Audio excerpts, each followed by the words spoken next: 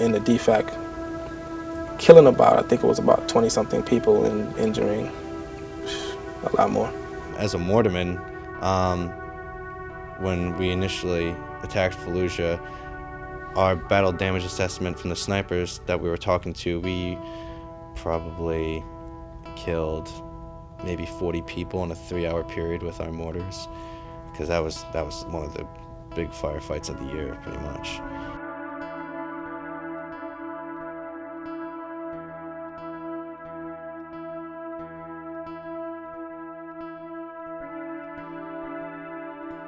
Coming back, whole other story.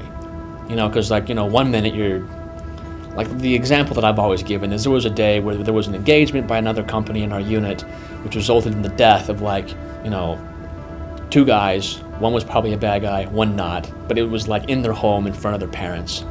So when we got there, everyone's crying, and it's the most horrific thing I've ever witnessed in my entire life, because these 2 dudes are totally shot up, and they don't look cool. Because when you get shot, you bleed, and your face gets fucked up, and you shit your pants, and it's just a totally macabre kind of thing. It's just in front of these people's mom. Wow, this is horrible. And then I thought of it, I can't worry about this. I guess I don't really care. So I've learned how to not care that we just killed these 2 dudes in front of their mom, and then I come back home, and I have my girlfriend's well, you should try to act like you're more interested in my mom, ask her questions and stuff, and we meet people and you don't. It's these are such stupid little things. Why would I've already learned how to not care when we kill someone's son. How am I supposed to care that your mom isn't entertained enough because I don't ask her enough questions? Trying to get back into that standard life where you can't solve all problems with violence is a difficult transition. There's about 4 days to a week where they actually sit you down and they talk to you. They give you all these classes on how to recuperate from everything you've went through. You have a chance to talk to the chaplain. He actually does speak to you for a couple of days and, tries to answer questions about stress and some of the things that you might have seen, death and whatnot. And a whole week pretty much to yourself just to get cleaned up. Decompression is pretty much what they call it. And you just relax and you get ready to come back home. You don't worry about going out and doing missions or anything like that. You're not allowed to. And that's the great part about that. To see my family, I guess, when I first came home. They had us, go to some stupid ceremony or something that, some of the people there, I just really wanted to, choke them, you know what I mean? Because those were a lot of the guys that, from my unit, when they told us that we were getting deployed, a lot of guys copped out. Some guys all of a sudden had asthma and back problems, all kind of problems that prevented them from going overseas. Coming home and seeing some of those guys, I really wanted to choke them. When I got back, I was at the, down at Mobile, the parking lot. Some guy needed a ride somewhere. I'm like, oh yeah, his battery died, some fucking story.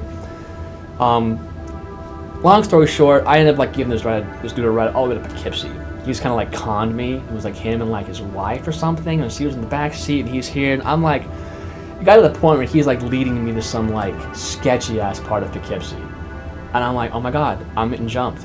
I'm totally gonna get ambushed here in a second.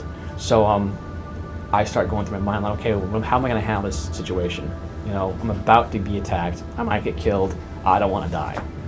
So I always carry a pocket knife. So I start going through my head, okay, here's what I'm gonna do. I'm just gonna stab this guy in the throat.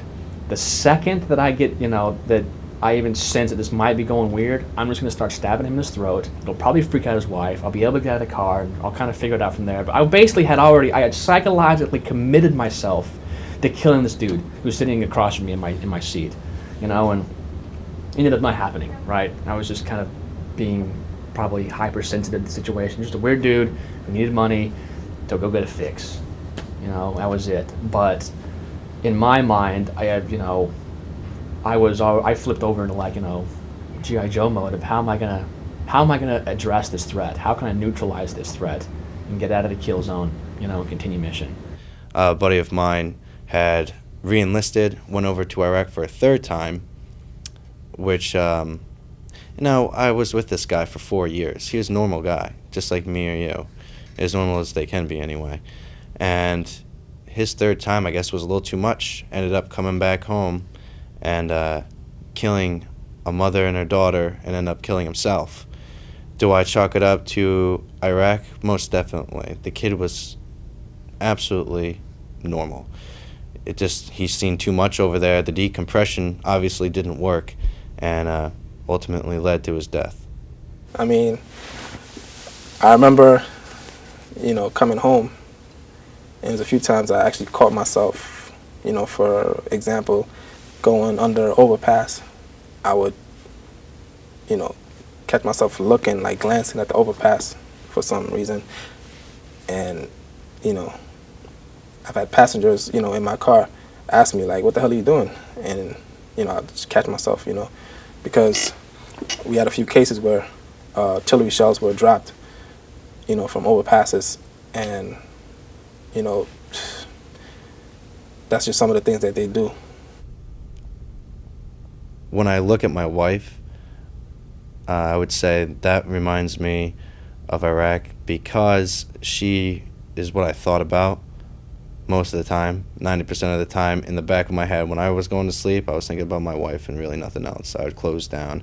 People, they want to always ask me, why are you guys over there, or things of that nature. And for the most part, all we were told was that, initially it was weapons of mass destruction. That kind of went out the window.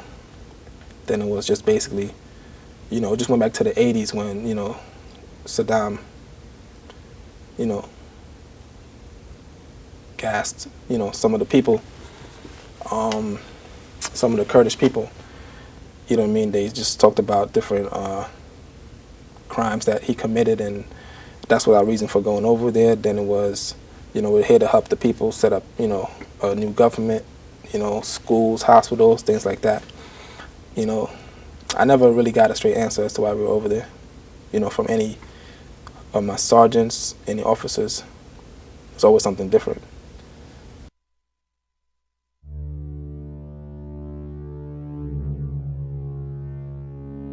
I just looked at the world, I seen that we had a problem, I wanted to help, and I did. And that I can go to sleep satisfied. I don't ever have to worry about someone saying that you didn't do anything for your country, because I most certainly did.